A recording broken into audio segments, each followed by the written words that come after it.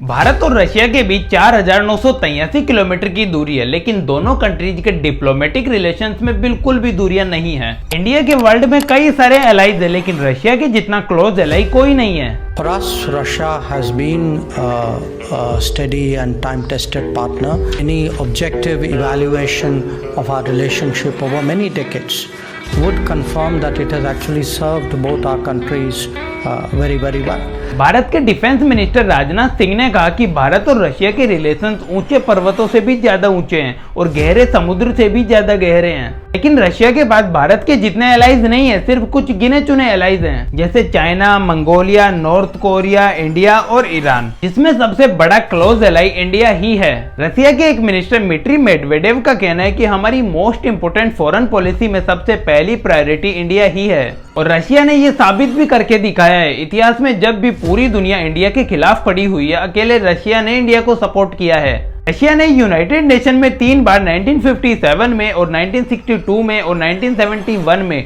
India को बचाने के लिए वीटो पावर का यूज किया है। और आपको 1971 की वॉर तो याद ही होगी, जब यूएस, यूके और चाइना ने पाकिस्तान को सपोर्ट करते हुए इंडिया को खत्म करने के लिए न्यूक्लियर सबमरीन भेज दी थी, लेकिन अकेले सोवियत यूनियन ने इंडिया को बचाया था। लेकिन सवाल ये उठता है, आखिर क्यों? रशिया को इंडिया से ऐसा क्या चाहिए? इंडिया रशिया को क्यों सपोर्ट करता है? ये तो समझ में आता है, क्योंकि हमें रशिया से military support, natural gas, crude oil वगैरह चाहिए होता है। लेकिन रशिया तो इंडिया से इतना कुछ नहीं खरीदता, फिर क्यों रशिया इंडिया को इतना सपोर्ट करता है? दूसरी तरफ रशिया और चाइना के रिलेशन भी बहुत स्ट्रॉन्ग है, तो अगर कल को इंडिया और चाइना के बीच में कोई वॉर होती है तो फिर रशिया किसको सपोर्ट करेगा? आइए जानते हैं इंडिया और रशिया के रिलेशन कितने गहरे हैं और गहरे क्यों हैं।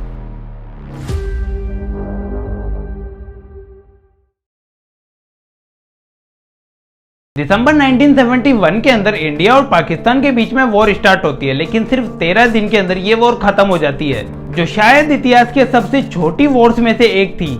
इंडिया कई महीनों से पूरे वर्ल्ड को ये समझाने पे लगा हुआ था कि वेस्ट पाकिस्तान ईस्ट पाकिस्तान का एक्सप्लॉइटेशन कर रहा है। ईस्ट पाकिस्तान से रेफ्यूजीज इंडिया में आते जा रहे हैं, लेकिन सोवियत यूनियन पूरे वर्ल्ड में इकलौता ऐसा देश था जिसने भारत की बात सुनी, जिसके बाद सोवियत यूनियन ने भारत को वॉर में लड़ने के लिए वेपन सप्लाई किए। फिर दिसंबर में पाकिस्तान के साथ वॉर हुई, और उस वॉर के अंदर क्या क्या हुआ ये तो आप अच्छे से जानते ही हो। आज भले ही यूएस और चाइना के बीच में दुश्मनी हो, लेकिन उस टाइम पर 1971 के अंदर यूएस के प्रेसिडेंट रिचर्ड निक्सन ने भारत को इग्नोर करके चाइना के साथ अच्छे रिलेशन बनाने के लिए पाकिस्तान को सपोर्ट किया था। लेकिन रशिया इतने सालों में बिल्कुल भी नहीं बदला। वो सोवियत यूनियन था तब भी भारत को सपोर्ट करता था, और अब वो रशिया है तब भी भारत को सपोर्ट करता है। अभी 2020 में जब इंडिया और चाइना के बीच में गलवान क्लैशेज हुए थे, तो वो रशिया ही था जिसने इंडिया, चाइना और रशिया के बीच एक ट्रिलेटेरियल मीटिंग ऑर्गेनाइज की थी, जिसमें रशिया ने इंडिया और चाइना को लद्दाख के डिस्प्यूटेड टेरिटरी पर शांति बनाए रखने के लिए कहा था।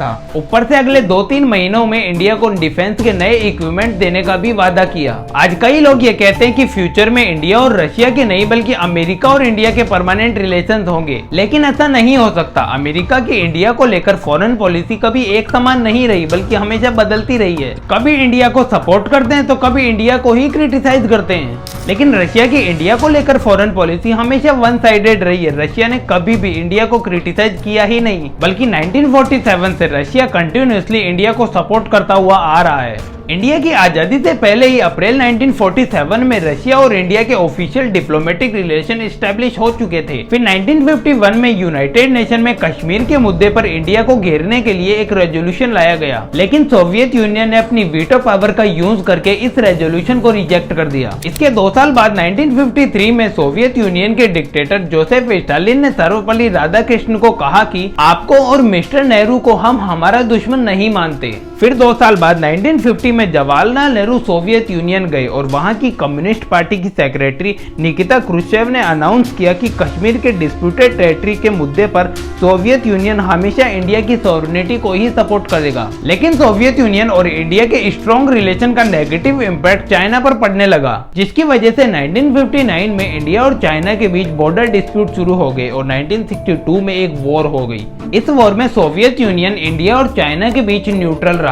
हालांकि 1960 से पहले ही सोवियत यूनियन ने इंडिया को चाइना से ज्यादा इकोनॉमिक एंड मिलिट्री असिस्टेंस दे दिया था। वॉर में भले ही सोवियत यूनियन इंडिया और चाइना के बीच में न्यूट्रल रहा, लेकिन वॉर खत्म होने के बाद में सोवियत यूनियन ने मिकोयान ग्यूरेविच MiG-21 फाइटर जेट बनाने की टेक्नोलॉजी इंडिया को दे दी, जो टेक्नोलॉजी सोवियत यूनियन ने चाइना को देने से मना कर दिया था। इसी टाइम 1961 में क्या था कि गोवा जो है वो भारत का हिस्सा नहीं था, बल्कि एक पोर्टुगीज कॉलोनी था। तो इंडियन गवर्नमेंट ने अपनी मिलिट्री भेजकर गोवा और दमन दीव को पोर्टुगीज कॉलोनी से आजाद करवा लिया। इसके बाद यूएस, यूके, फ्रांस और तुर्की ने यूनाइटेड नेशन में इंडिया के विरोध में एक रेजोल्यूशन लाया, जिसमें पहले तो इंडिया को कंडेम किया गया और फिर इंडिया को कहा गया कि गोवा और दमन दीव से अपनी ट्रूप्स को विड्रॉ कर ले। अकेले सोवियत यूनियन ने इस प्रपोजल का विरोध किया और यह रेजोल्यूशन रिजेक्ट हो गया, जिस वजह से ही आज गोवा व दमन दीव शायद भारत का हिस्सा है। इसके बाद तो कुछ ऐसा हुआ कि सोवियत यूनियन ने भारत की उन उम्मीदों को भी जीत लिया जो जीतने की उम्मीद भी नहीं थी।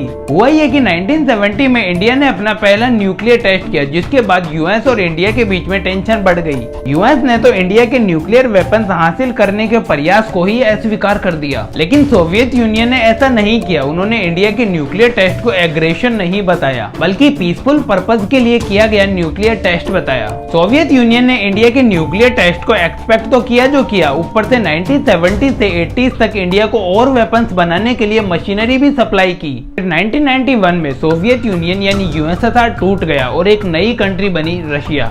ये 2000 में रशिया के प्रेसिडेंट व्लादिमीर पुतिन और इंडिया के पीएम वाजपेयी जी ने मिलकर दोनों कंट्रीज के बीच एक declaration and strategic partnership sign की। इसी समय इंडिया और रशिया के बीच में एक स्पेशल गवर्नमेंट बॉडी तक बनाई गई, IRIGC, India Russia inter governmental commission, जो पूरे वर्ल्ड में one of the largest and most comprehensive government mechanism है। फिर अभी 2019 में जब कश्मीर से आर्टिकल 370 को रिमूव किया गया तो मोदी गवर्नमेंट को पूरी दुनिया से क्रिटिसिज्म का सामना करना पड़ा, लेकिन रशिया ने इस बार भी इंडिया को क्रिटिसाइज नहीं किया, बल्कि इसको इंडिया का इंटरनल मैटर बताया। अब ये सब सुनकर आपके मन में एक क्वेश्चन तो आएगा ही कि आखिर ऐसा क्या है जिसके लिए रशिया इंडिया को इतना सपोर्ट करता है। तो देखो, जियोपॉलिटिक्स में एक ही रूल चलता है कि जो कंट्री जिस कंट्री के काम आती है वही कंट्री उसको सपोर्ट करती है। अब इंडिया रशिया के कितना काम आता है वो सुनो। 1947 के अंदर जब कोल्ड वॉर स्टार्ट हुई तो यूएस और यूएसएसआर के बीच में एक कंपटीशन शुरू हो गया कि कौन सी कंट्री पूरे वर्ल्ड के अंदर ज्यादातर कंट्रीज पर अपना इन्फ्लुएंस जमा पाएगी, क्योंकि वर्ल्ड वॉर 2 के बाद ज्यादातर कंट्रीज जो है वो गरीब हो चुकी थी, लेकिन अकेला यूएस सबसे ज्यादा अमीर था, इसलिए वर्ल्ड की ज्यादातर कंट्रीज यूएस की अलाइज बन गई।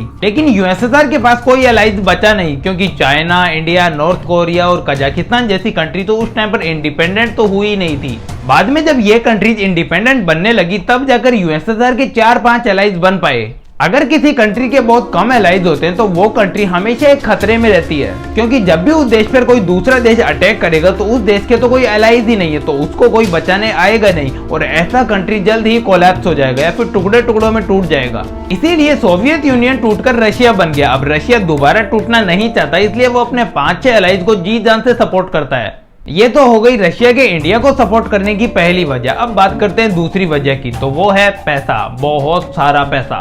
इंडिया रशिया के लिए एक बहुत बड़ी मार्केट है, जहां पर रशिया अपने crude oil, natural gas, military के वेपन्स और बहुत सारी चीजें बेचता है। अर्ली 90s के टाइम पर इंडिया इंडियन आर्मी के लिए 70% वेपन्स यूएसएसआर से खरीदता था, 80% एयरफोर्स के वेपन्स और 85% नेवी के इक्विपमेंट यूएसएसआर से ही खरीदता था। इंडिया ने अपना सबसे पहला aircraft carrier INS Vikrant USSR से ही खरीदा था। इंडियन एयरफोर्स आज की तारीख में 410 से भी ज्यादा फाइटर जेट रशिया से खरीदे हुए ही यूज करती है। अभी 2012 से 2016 के बीच इंडिया ने अपना 68% डिफेंस रशिया से ही खरीदा था। रशिया ने 2013 से 2018 के बीच जितने भी वेपन्स बेचे हैं उसमें से 62% इंडिया ने ही खरीदे हैं। इसके अलावा रशिया इंडिया को एक और बहुत बड़ी चीज बहुत बड़े लेवल पर बेचता है, क्रूड ऑयल।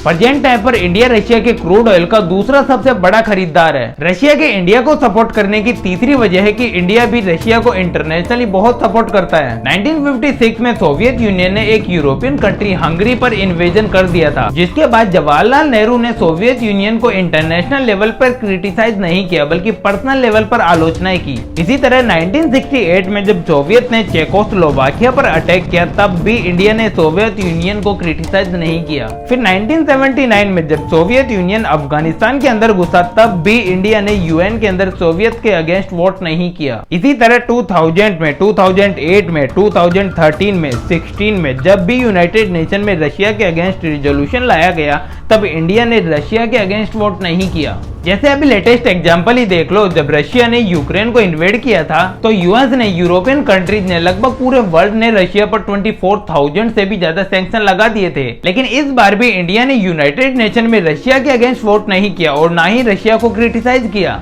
तो आई थिंक अब आप समझ गए होंगे कि इंडिया और रशिया के रिलेशन इतने स्ट्रॉन्ग क्यों हैं। अब आखिरी सवाल, मान लो कल को अगर इंडिया और चाइना के बीच में कोई वॉर स्टार्ट हुई तब रशिया किसको सपोर्ट करेगा? तो अगर रशिया वीक हुआ और आज की तरह चाइना पर डिपेंडेंट हुआ तो वो जाहिर सी बात है वॉर के अंदर चाइना को ही सपोर्ट करेगा। लेकिन अगर रशिया थोड़ा भी स्ट्रॉन्ग हो गया तो फिर वो न्यूट्रल रहेगा।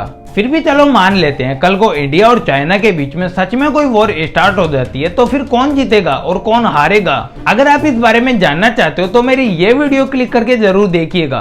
अब अगर आपको आज का ये वीडियो पसंद आया हो तो वीडियो को लाइक करके चैनल को सब्सक्राइब जरूर कीजिएगा। बाकी आपसे फिर मुलाकात होगी नेक्स्ट वीडियो में।